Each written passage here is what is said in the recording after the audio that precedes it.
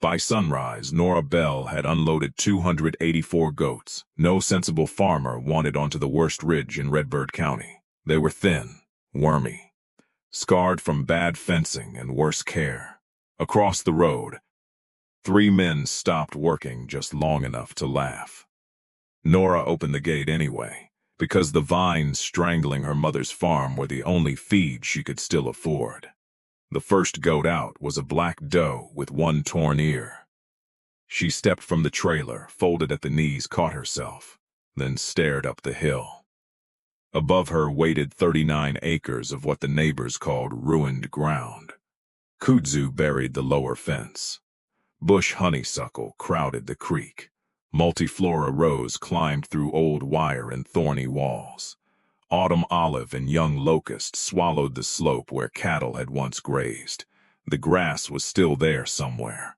But so was the Bell family's last chance to keep the farm. Nora swung the second gate wide. The goats did not see worthless land. They smelled leaves. Within minutes, weak animals that had barely wanted to walk were reaching into the brush, stripping green from vines the cattle had ignored for years. Nora stood in the rain with a waterproof notebook tucked beneath her coat. March 28. 284 head, 39 overgrown acres. Bank payment due September 20. She wrote one more sentence beneath the numbers. The ground is not dead, it is buried. Then she shut the gate and let the county carry its joke to town. Bell Ridge Farm had been failing quietly long before the goats arrived. The farm sat in the folded hills of eastern Kentucky, 91 acres of creek bottom, steep pasture, limestone shelves, and timber that never grew straight enough to sell for much. Nora's grandfather had bought the first parcel after 22 years in a coal tipple. Her mother, June, had added land whenever a neighbor retired and the bank was willing to stretch. The place had never made anyone rich. It had made hay, calves, garden corn, fence posts, winter firewood, enough cash to pay the note if the weather stayed decent and nothing expensive broke.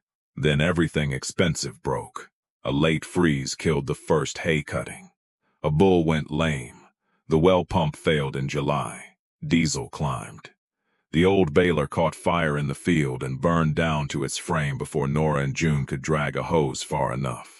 The following spring, June was moving a round bale when the loader shifted on wet ground. The tractor did not roll all the way. It rolled far enough. The crushed pelvis healed crooked. Nerve damage left her right leg weak, and one shoulder never recovered its strength. The woman who had once carried mineral sacks under each arm came home with a walker, a metal brace, and an anger so disciplined it looked like silence. Nora came home from Lexington the next morning. She left a bookkeeping job, a one-bedroom apartment, and the first life she had built beyond the ridge. She told her manager she needed 2 weeks. She never went back. By then, Bell Ridge Farm owed $112,800 across the operating line, equipment note, and refinanced medical debt. The bank had already extended the loan once. Now it wanted $21,300 by September 20, plus a cash flow plan that showed the farm could survive the following year without another advance. No one at the bank threatened Nora. They did not need to. They showed her the collateral sheet. The cattle were too few. The machinery was too old. The hay ground was too small. The back ridge was listed as poor grazing, heavy invasive pressure. Clay Rourke, who owned 300 acres across the county road, offered to buy that ridge before the bank had even finished its review. His price was low enough to feel insulting and high enough to feel dangerous. He called the ridge a burden. June called it the spine of the place. One evening, Nora found her mother at the kitchen table with the deed map spread beneath both hands. The brace on her leg was still buckled. Supper had gone cold. June traced the boundary of the back ridge with one finger. "It holds the spring," she said. Her voice had changed after the accident. Pain made every sentence shorter. Nora looked at the map. The ridge fed the creek fed the pond fed everything below it.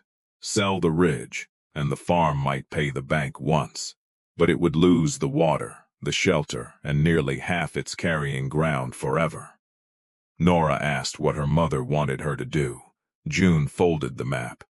Find out what it is worth before you believe what they call it. That sentence kept Nora awake. At 2 in the morning she went to the feed room looking for old soil tests. Behind a cabinet swollen shut by damp, she found a narrow metal cash box filled with notebooks. Her grandfather's records were blunt. Rainfall, calf weights, hay bales, fence staples, vet bills. But in a notebook from 1978, several pages described a herd of brush goats he had borrowed from a cousin. He had turned them into the creek hollow after cattle stopped using it. His notes listed what they ate first: honeysuckle leaves, rose tips, kudzu runners, young locust. Then one line, underlined twice: cows eat the field, goats uncover it. Nora read the sentence again. In the next notebook, June had tracked the back ridge year by year. Mowing postponed after the Baylor fire. Herbicide bid rejected. Dozer estimate, $14,600. Fence lost in rose thicket. Grass percentage falling. At the bottom of the final page, June had written, "Not empty, covered." By dawn, Nora had stopped looking at the ridge as a failed pasture. She started looking at it as stored feed. 3 days later, she drove 70 miles south to a livestock liquidation. The goats came from a property whose owner had gone into assisted living. The herd had been neglected through winter. Buyers wanted the best breeding stock, not the rough animals left behind. Nora bought the rough animals. Average price, $34 a head. Hauling included, $9,870. Every dollar came from selling the last 26 cows June had spent years improving. People understood selling cattle in a bad year. They did not understand replacing them with sick goats. At the feed store, a man Nora had known since childhood looked at the dewormer, hoof shears, portable fence reels, and discount mineral in her cart. "You planning to cure poverty with goats?" Nora kept loading. "No," she said, "just brush." The joke traveled faster than she did. By the time the trailers reached Bell Ridge, Clay Rourke was parked beside the mailbox. He watched the goats stumble down. Then he looked at the ridge. "You could still sell before the bank does it for you." Nora closed the trailer gate. "You still interested in the land?" "Of course." "Then I am probably not done finding its value." She walked away before he could answer. The first 2 weeks nearly proved everyone else right. The herd carried heavy parasite loads. 12 goats had hooves so overgrown they could barely stand square. Several were anemic. One old doe refused feed. Young animals crowded the mineral tubs while weaker goats hung back. Nora converted a machine shed into a hospital pen with cattle panels, pallets, and straw saved from the previous winter. She learned to check eyelids for anemia. She trimmed hooves until her wrists cramped. She divided the back ridge into small paddocks with step-in posts and electric netting, then moved the herd before they could strip bark or graze regrowth too hard. The plan was simple on paper. Hit one section hard, move, rest it. Return only after the plants rebuilt enough leaf to weaken them again. In practice, goats treated every fence as a question. On the 6th night, 31 of them pushed through a sagging corner and reached the county road. Nora found them at midnight in cold rain, scattered between the ditch and Clay Rourke's hayfield. She had one flashlight and no help. June saw the lights from the house. By the time Nora caught the last weather, her jeans were torn. Her palms were bleeding through her gloves, and anger had replaced fear. She came down the lane leading the goat by a rope. At the porch, June stood on the bottom step with her walker. One wheel had sunk into mud. Nora dropped the rope and ran. "What are you doing out here?" June's jaw tightened. Being useless in a different location. The words hit harder than Nora expected. She pulled the walker free, then sat beside her mother on the wet step. Neither spoke for a while. The escaped goats had already found the hole in the fence and gone back to eating. June stared toward the ridge. Then she tapped the notebook in Nora's coat pocket. Write down why they got out. Nora almost laughed. Instead, she opened the notebook. Fence sagged where runoff softened post. Too much pressure near gate. Move water farther from corner. June nodded once. Failure that gets measured is tuition, she said. Failure you hide is debt. From that night on, the notebooks became the real machinery of Bell Ridge Farm. Nora weighed a sample group every 14 days on a borrowed platform scale. She mapped each paddock. She recorded browse preference, fecal scores, medicine, mineral use, fence voltage, rainfall, water hauled, labor hours, and regrowth. She photographed the same 6 places from the same angles every Sunday morning. She marked every death. 5 goats died in April. 2 more were culled because they never recovered enough to join the herd. Nora wrote the tag numbers beside the cost. No excuses, no soft arithmetic. June checked the records at the kitchen table. Her hands still worked better than her legs, and numbers gave her a way back into the farm. She caught a dosage error before Nora repeated it. She noticed that weight gain slowed in paddocks dominated by mature Sericea. She drew a different rotation around the spring, so the goats would not muddy the bank. Their evenings settled into a pattern. Nora brought the ridge into the house in mud, photographs, and receipts. June sent it back out as decisions. By late May, the goats looked different. Their coats lay flatter. Their eyes cleared, the weak backs filled. Animals that had arrived hanging their heads now challenged fence posts and climbed anything that held still long enough. The ridge looked worse before it looked better. From the road, it seemed shredded. Kudzu vines hung cut and trampled. Rose canes stood bare. Honeysuckle thickets were opened into ragged tunnels. Dead leaves and broken stems covered the soil. Neighbors saw damage. Nora saw sunlight reaching places it had not touched in years. Beneath the brush, orchard grass appeared in pale streaks. White clover showed along the lower slope. Seedlings that had waited under shade began lifting through the litter. Nora flagged every patch. She also began asking a different question. What if the goats did not only create livestock income? What if the thing everyone mocked could become a service? Steep farms all over the county had the same problem Bell Ridge had. Vines around ponds, brush under power lines, rows along fence rows too rough to mow, creek banks where tractors slid in herbicide, drift-worried landowners. Nora printed before and after photographs at the library. She built a 1-page rate sheet.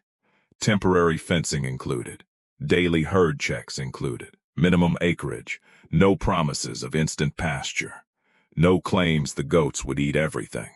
She visited a church camp with 6 overgrown acres around a walking trail. The director studied her pictures. How do I know they will stay fenced? Nora looked at the scratches on her hands. You do not, she said. That is why you pay me to stay with them. He signed a trial contract for $2,850, half due when the herd arrived. A retired teacher with a brush-choked pond signed a letter of intent for the following month if the church job worked. For the first time, Nora could show the bank income that did not depend entirely on auction prices. Then June found the notice in the mailbox. The bank had moved the review date forward. The required payment remained September 20, but proof of sale commitments and signed service revenue was due in 30 days. The letter was courteous, the meaning was not. Nora had 1 month to prove the goats were more than a strange way to postpone foreclosure. That same week, the rain stopped. At first, nobody called it a drought.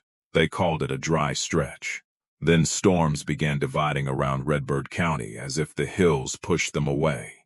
Ponds shrank. Creeks exposed flat gray stones. Pastures lost color from the ridgetops down. By day 28, cattle farmers were feeding hay they had meant to save for winter. By day 41, the auction barn was full of thin cows and early calves. By day 50, hay that had sold for $40 a roll was bringing nearly twice that. Bell Ridge had no hay reserve worth mentioning. Nora had sold the cows. The goats should have been safer. Instead, the drought exposed a new problem. A parasite flare moved through one group after they grazed too close to the creek bottom. 23 goats turned pale in less than a week. 3 collapsed. Nora called the veterinarian, changed treatment, isolated the worst animals, and spent money reserved for the bank on medicine and protein feed. One night, she sat on the hospital pen floor with a young doe's head in her lap. The goat's breathing came shallow and fast. Outside, dry leaves scraped across the yard. June waited in the doorway on her walker. Nora did not look up. "I sold your cows for this," June answered quietly. "No, we sold them for time. I may have bought the wrong kind." June watched the sick goat, then prove it with the next decision. The doe died before morning. Nora buried her beyond the spring. For the first time since coming home, she considered calling Clay Rourke. His offer would not save the whole farm, but it might save the house. She carried the deed map to the porch and set it on June's lap. "Tell me the truth." June unfolded it slowly. "The truth is the bank does not care what we meant to do." "I know. The truth is these goats can still fail." "I know." June pointed toward the ridge. Even in drought, the kudzu remained green in the low folds. Honeysuckle held leaves. Autumn olive reached deeper moisture than grass. The opened paddocks had litter on the soil, and that litter slowed what little rain had fallen. The truth is also that the ridge is feeding them. Nora looked at the yellow cattle pasture across the road. Clay Rourke had begun unrolling hay. Every bale cost money. On Bell Ridge, the goats were eating the plants the county had called worthless. That did not guarantee success. It changed the comparison. Nora picked up the map. Instead of calling Clay, she went inside and opened the books. For 3 nights, she built the bank packet. She did not lead with a story about family land. She led with liquidation. If the bank forced a sale during drought, Bell Ridge would be discounted twice. Once for distress, once for poor pasture condition. Auction costs, legal fees, back interest, and the low appraisal on the brush ridge would consume much of the recovery. Then she showed the operating path. 176 market goats, priced using the lowest weekly average from the previous month. $19,680 after sale fees. Church camp grazing contract, $2,850. Cull sales already completed, $940. Total near-term revenue, $23,470. Required payment, $21,300. She included no optimistic price, no imaginary grant, no future kid crop counted before it existed. Then came the next year floor. 61 breeding does retained, 1 signed grazing contract, 1 written letter of intent. 39 acres with measurable brush reduction. Hay exposure lower than the cattle system because the goats were converting standing browse. No request for new borrowing. June read every page. At the bottom of the final projection, she wrote 1 sentence in the margin. The bank is not choosing between goats and no goats. It is choosing between a performing asset and a distressed sale. Nora circled it. That became the center of the meeting. The loan officer, Martin Hale, sat across from them in a room cold enough to make Nora's wet shirt cling to her back. June wore her brace beneath clean jeans and kept the walker beside her chair. Martin read the packet without expression. He stopped at the sale estimate. "Your animals were purchased as culls, yes, and you expect market condition by September. A portion of them, not all." He turned the page. "You have losses, 7 dead, 11 culled, all included." He looked at June. You are comfortable retaining 61 does. June glanced at Nora. My comfort is not collateral. Martin looked back at the paper. For the first time, the corner of his mouth moved. Nora leaned forward. You can foreclose on 91 acres during the worst cattle market this county has seen in years. You will own brush, old equipment, legal cost, and a family with no way to repay the balance. She slid the contract across the desk. Or you can give us 30 days to sell documented inventory and collect signed service revenue. Martin tapped the liquidation column. This assumes Clay Rourke's offer is not firm. It is firm because he knows the bank is impatient. It is not full value. You turned him down. I am asking you not to sell our best water ground at a drought discount to solve a 6-month problem. The room went still. June moved one hand to the packet. Her finger rested on the photographs of the back ridge. March, a wall of green. May, bare stems and open ground. July, brush still feeding goats while the grass across the road had browned. Martin studied the sequence. The bank did not become kind. It became interested. 30 days. Payment in full. No new advance. Sale receipts documented. Contract revenue deposited. Nora signed before he could reconsider. The next month was not a victory. It was a controlled emergency. She treated the remaining parasite cases. She moved water twice a day so goats would not crowd contaminated ground. She sorted the herd by weight and condition. She held back the best females and the few does whose kids had grown well despite drought. The church camp job began under a sky white with heat. Camp staff expected the goats to wander politely through 6 acres. Nora fenced half an acre at a time. She slept in the truck the first 2 nights. Children watched from the trail as the herd stood on hind legs and peeled vines from saplings. By the 4th day, the path rail was visible again. By the 7th, sunlight reached the ground. The camp director paid the second half of the contract and signed for another section the following spring. Nora took the receipt straight to the bank. Sale day arrived on September 14. Before dawn, Nora and June loaded 176 goats. These were not the animals that had stumbled from the trailers in March. They shoved through the chute with bright eyes and hard little shoulders. Their coats had filled. Their feet were sound.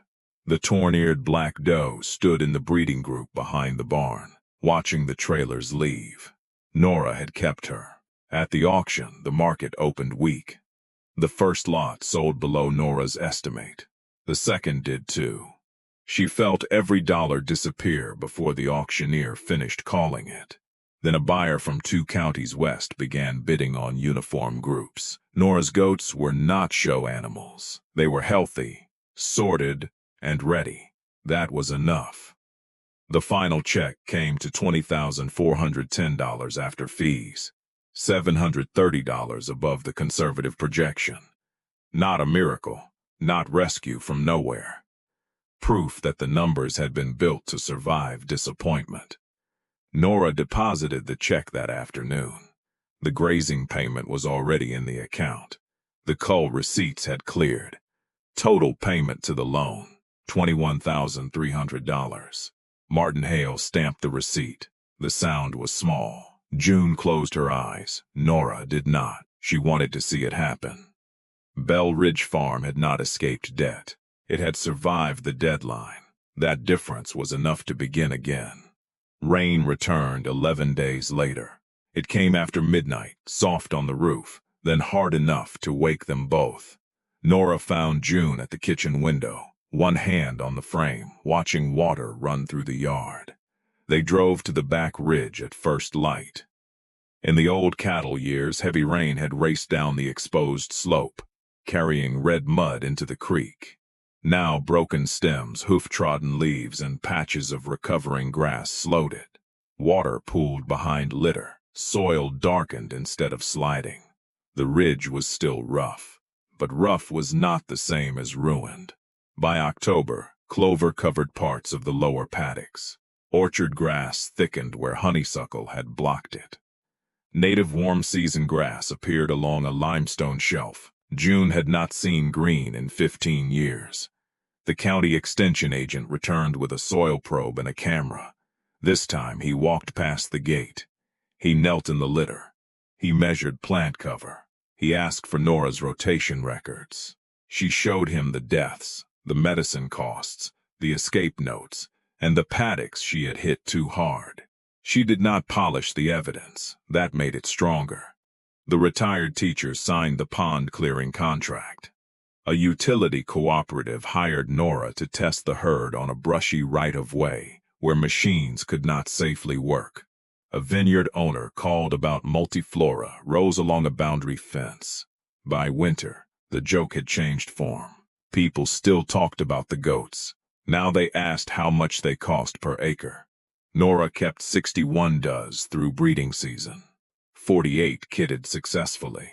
The following spring, Bell Ridge had 107 healthy kids, 3 signed clearing jobs, and enough money set aside to repair the springhouse roof without borrowing.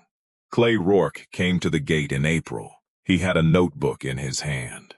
Across the road, one of his steep hayfields had filled with autumn olive after the drought thinned the grass. "How long would you need on 12 acres? Nora looked at the slope. "Depends what you want left." He nodded toward the goats. "I want grass." "Then the goats are only the first tool." She explained rest periods, follow-up cutting, and why one pass would not erase years of brush. Clay listened. When she gave him the price, he did not bargain. 2 years after the first trailers arrived, Nora's records showed 147 acres treated across 6 property. The farm had produced 2 kid crops. Service income had paid for new perimeter fence, a used stock trailer, and principal reduction on the loan. The back ridge still carried brush. It always would, but the brush no longer owned the ground. Light reached the soil, water stayed longer. Grass returned between the roots. Bell Ridge had not become a postcard. It had become productive. One cold morning in the kidding shed, June found a newborn doe curled away from its mother. The kid was small, chilled, and too weak to stand. June lowered herself against the wall, brace locked, one knee refusing to bend. Nora moved to help. June lifted a hand. "Let me." She rubbed the kid dry with an old feed towel. Then she slipped 2 fingers beneath its chest and held just enough weight for the legs to find the floor. The kid trembled, straightened, fell once, tried again. June kept her hand there without carrying it. On the 3rd attempt, the kid crossed the straw to its mother. Nora watched June lean back against the boards, breathing hard. Beyond the open shed door, the back ridge rose into morning fog. The old rose canes were visible now because there was space between them. Below those thorns, new grass held beads of water. Later, Nora placed 3 notebooks in the metal cash box. Her grandfather's, June's, her own. She added the bank receipt, the first grazing contract, and a photograph of the ridge taken from the road.